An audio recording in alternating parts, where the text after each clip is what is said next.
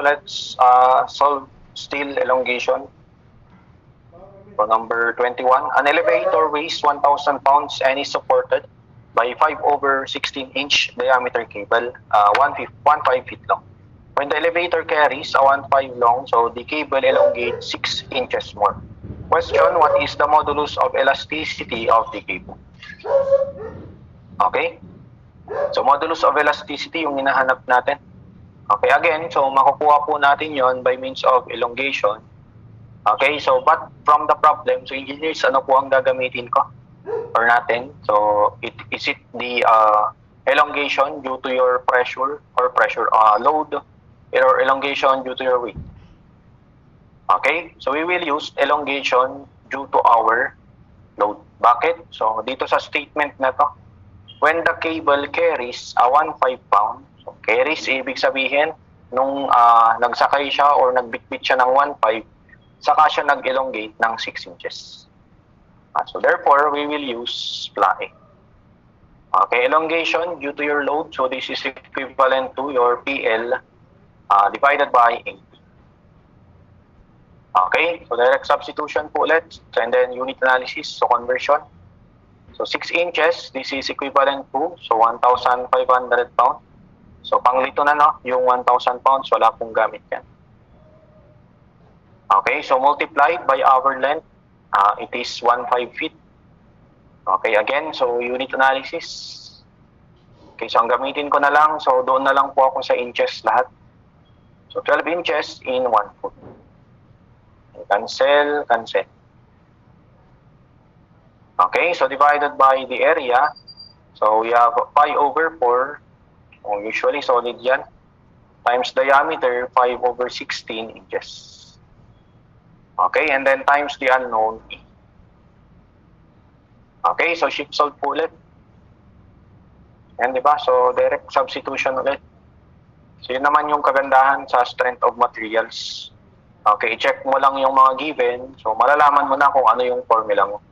Then usually, so one equation, one unknown. Okay? May mga 2 equations, 2 unknown, pero still, kahit hindi ka na mag-analyze, no? Okay, so shift solve. Let's say 5 times 10 raised to 7. Okay, so ang sagot po dyan ay 58.7 times 10 raised to 6. Okay, or that is also 5.87 times 10 raised to 7. PSI. Okay, that would be our letter D. Yan. So para sa akin, ang pinakamahirap na ESAS, okay, na solving, so syempre, siguro mag-agree kayo sa akin na mechanics. Okay, kasi yun, purong analysis yun. Okay, so yan. Yung mga formula base, mga fluids, kasi fluids may konting analysis pala. Pinakamadali, computer, no? Yung solving kasi calculator lang. Okay, so si economy, mag-analyze ka din, no? Okay, sa mga pinakamadali, si strength, pag mga basic lang, syempre. Okay, so tsaka formula base. Okay, so next, number 20, dito tayo sa number 23. So steel bar, 50 mm in diameter and 2 meter long is surrounded by a shell of cast iron, 5 meter thick.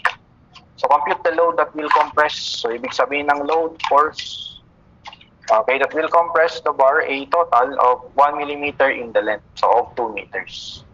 Okay, use E of steel and then E of cast iron given. Okay, meron daw tayong steel bar, so ito yung bar natin. So surrounded by a shell of cast iron.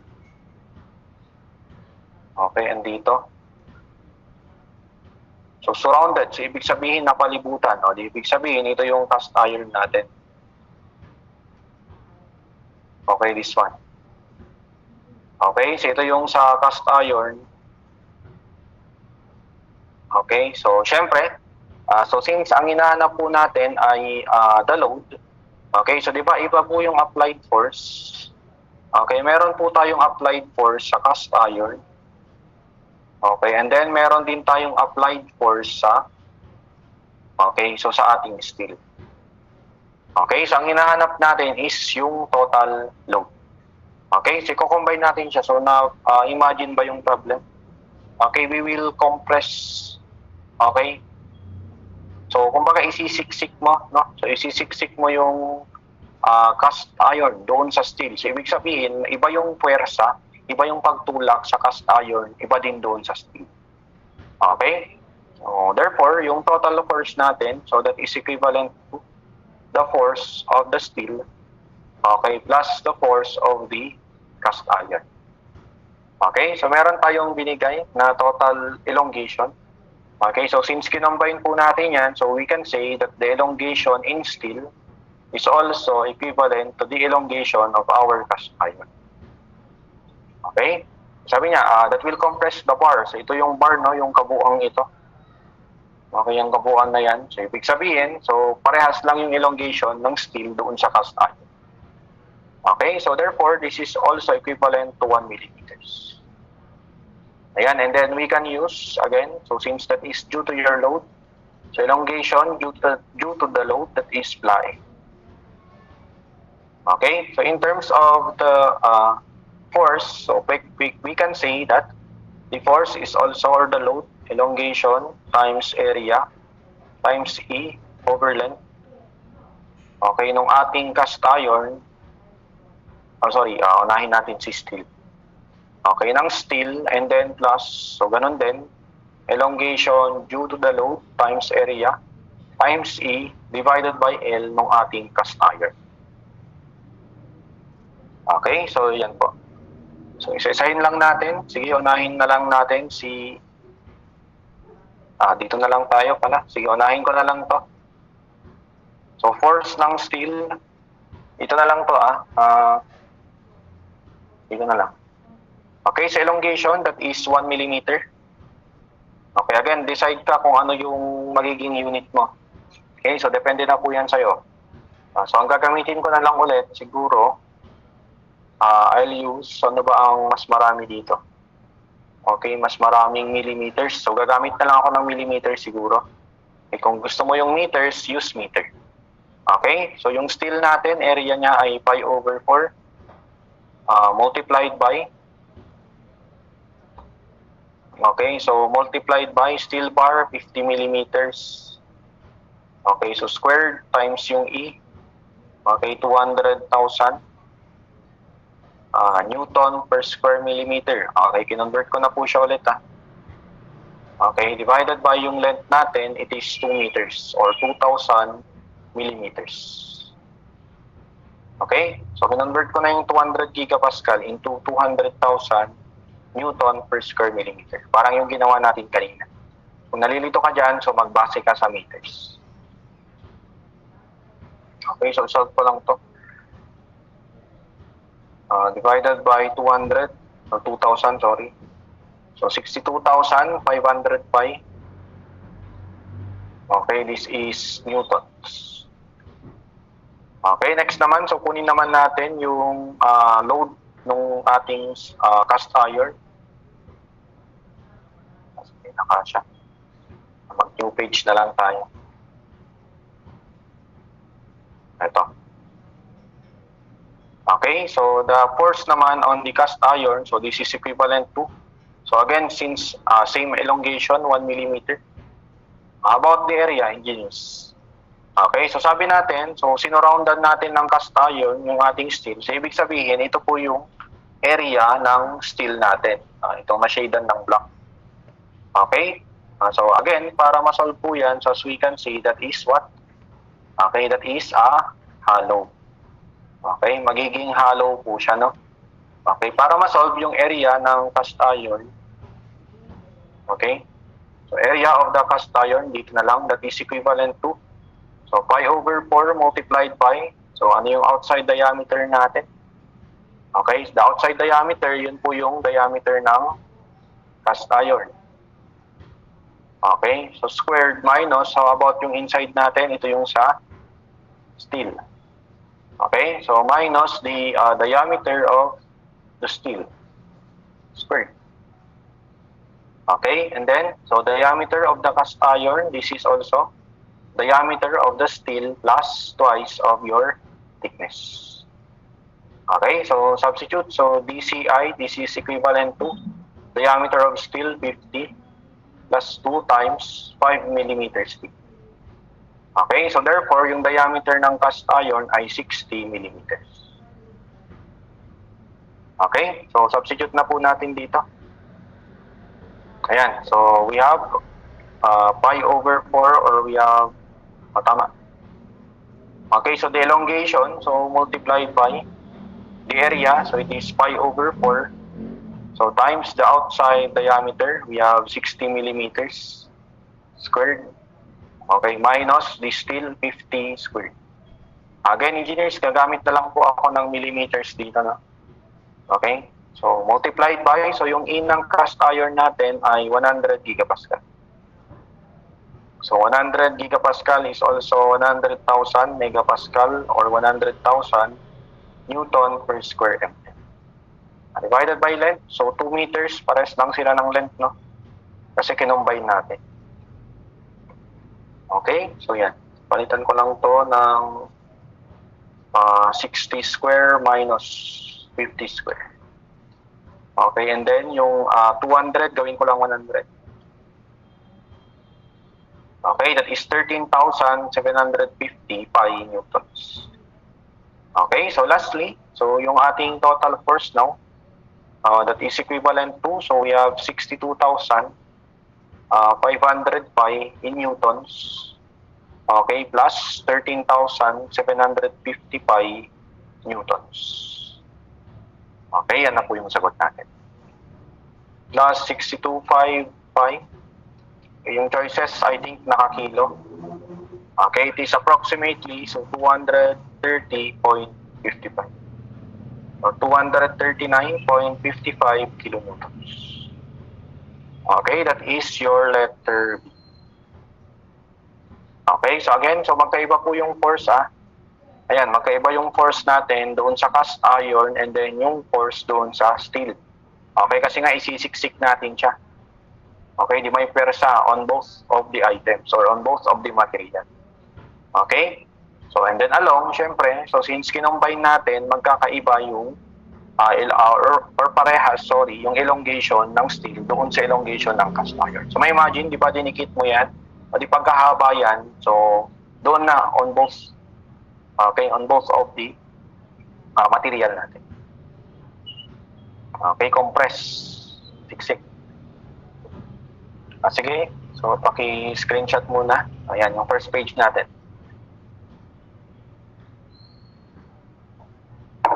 Okay, so next, ito. Okay, so ganyan. So, in terms lang natin, no? So, pero the same concept. Siguro ito lang yung medyo tricky, yung pagkuha ng area. Pero kung magaling ka sa plain and solid, nakuha mo yan. Okay, sige po. Next number tayo. So, I think meron pang isang elongation. Then after that, proceed tayo or balikan natin. So, meron pa kasing ibang topic nung shaft natin. Okay, sige. Ano bang number to? Let's check. Number 24. So, steel bar having a rectangular cross-section, so 15 mm by 20 mm and 150 mm is suspended vertically. So, from one end.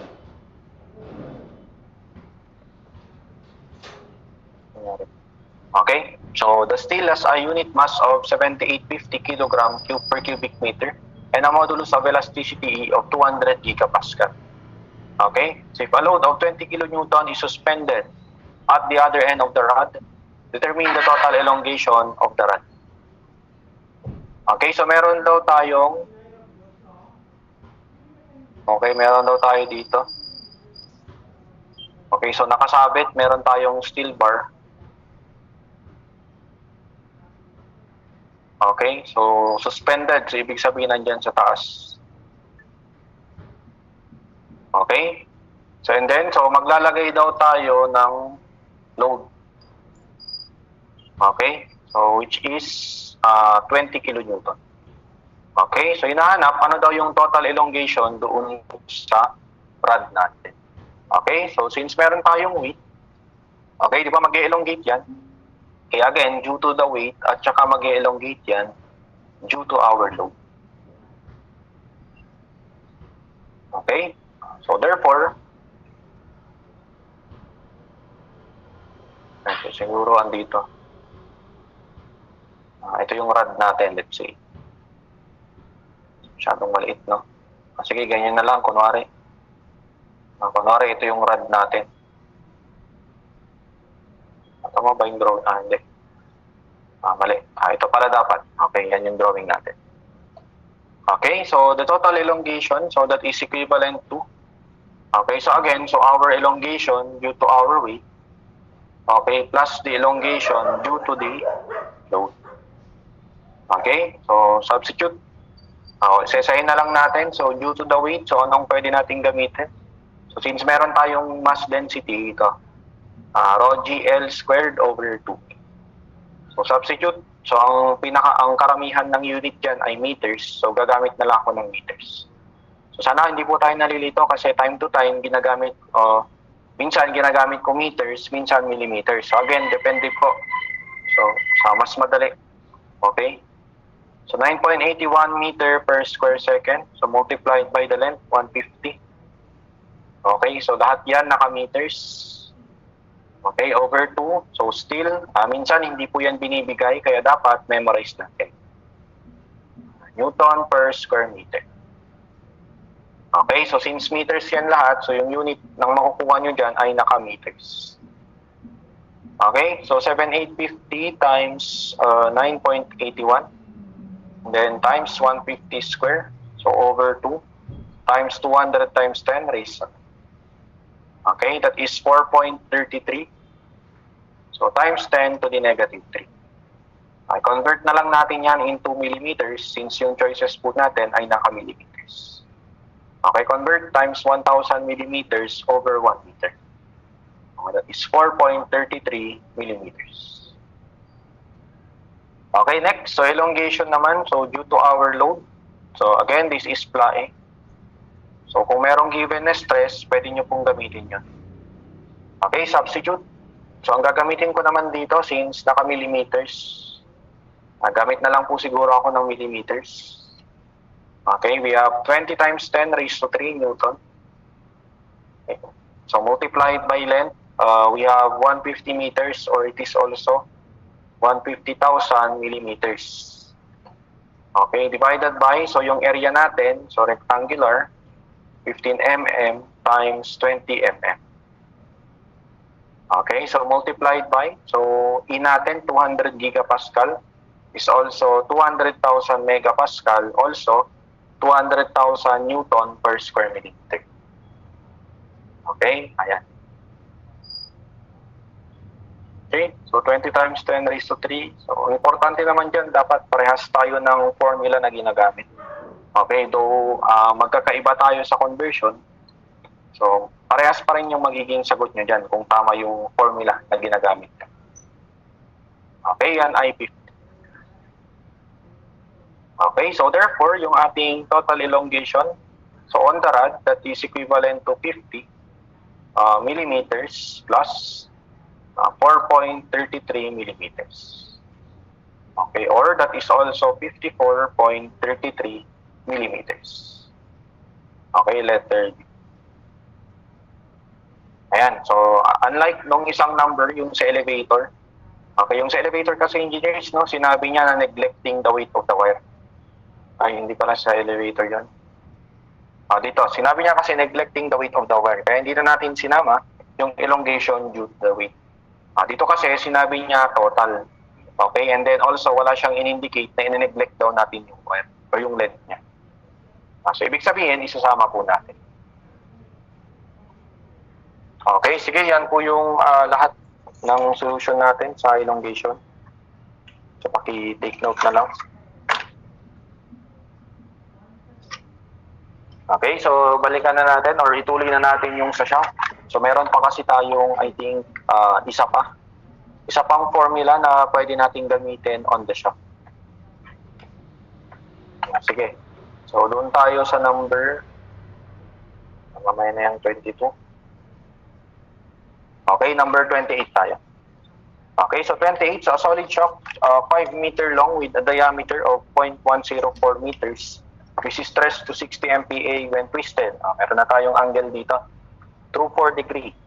Using G as 83 gigapascal, what power can be transmitted by the shock? So, paki-troubleshoot to.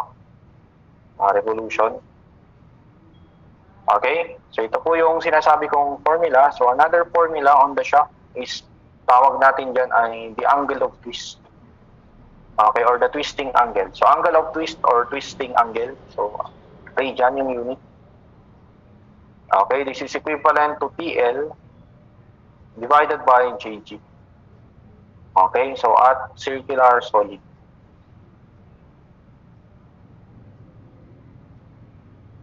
Okay, so yan po yung formula natin. Ayan. So, yung theta natin, yan po yung angle of twist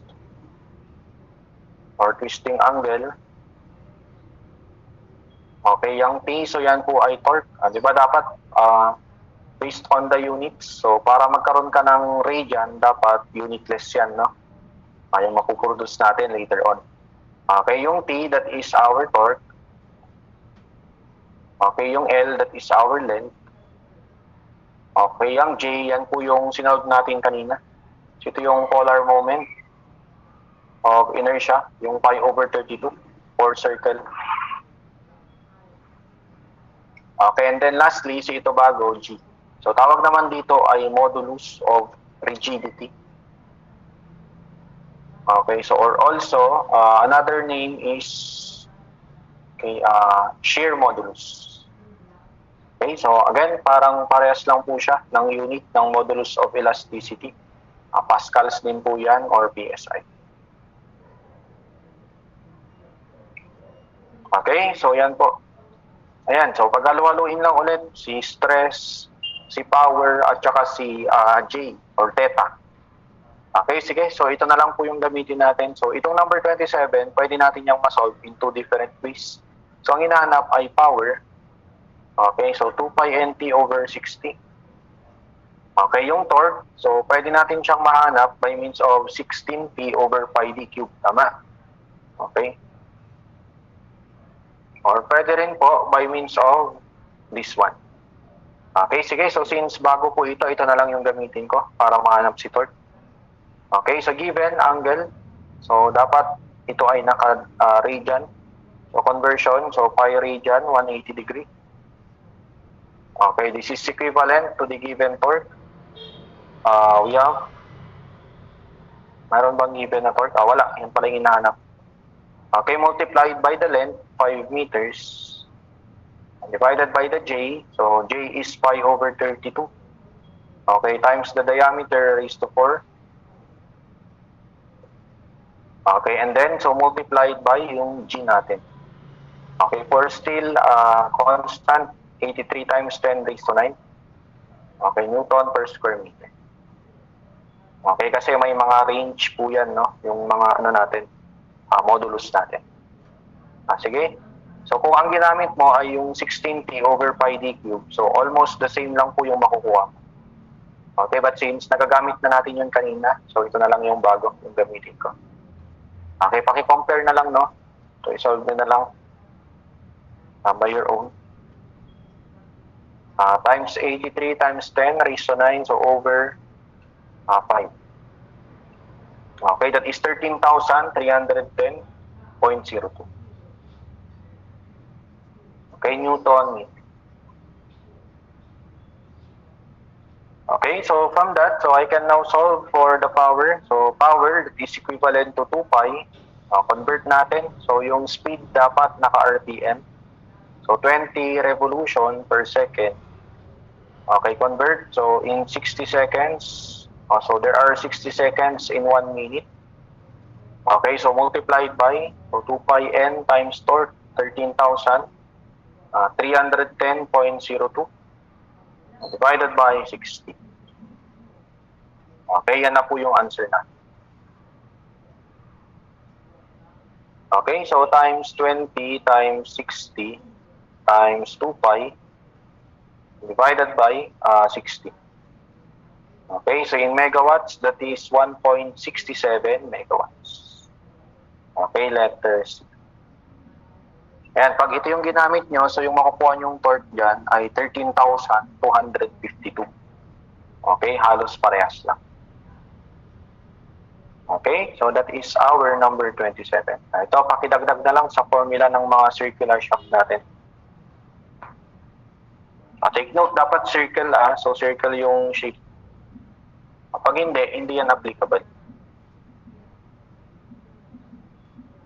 So, pwede nyong i-search kung, kunwari, square cross-section, rectangle cross-section. So, meron namang internet, no? So, hindi na lang natin ilalagay dito kasi wala naman sa example. Okay, so kindly do outside searching na lang po. Okay, sige, solve natin yung mga ganyan.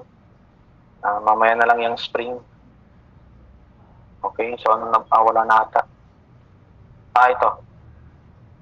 Okay, yung 32. 32, 33. Tapos, yung isa kanina, yung skip natin. Asa na yun? Ito. 32, 33, tsaka 22. Okay, 32 muna tayo sa the rotation or twist in degrees of a shaft. Okay, 800 mm long subjected to a torque. Okay, so of 80 Newton meter, 20 mm in diameter, and shear modulus G of 80,000. Okay, again, so direct formula. Ayan, so theta R. So substitute, this is equivalent to your torque. Okay, so 80 Newton meter. So again, dapat unitless para makapag-generate ka ng radian. Okay, so times your length, 800 millimeters.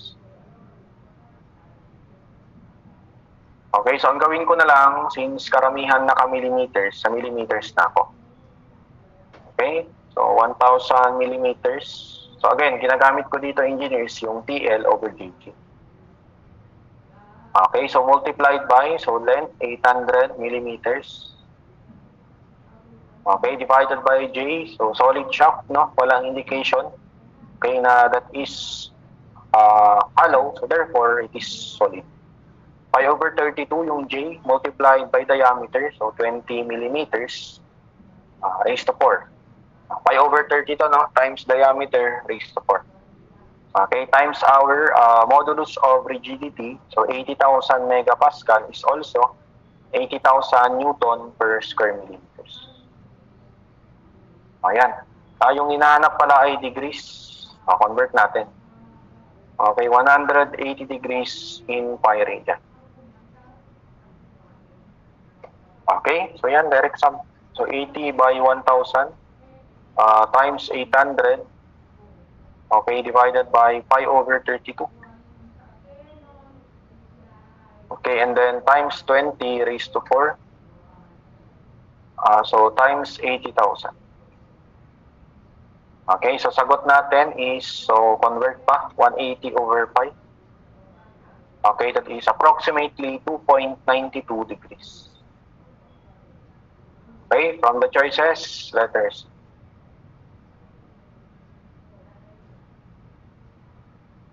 Okay, yan.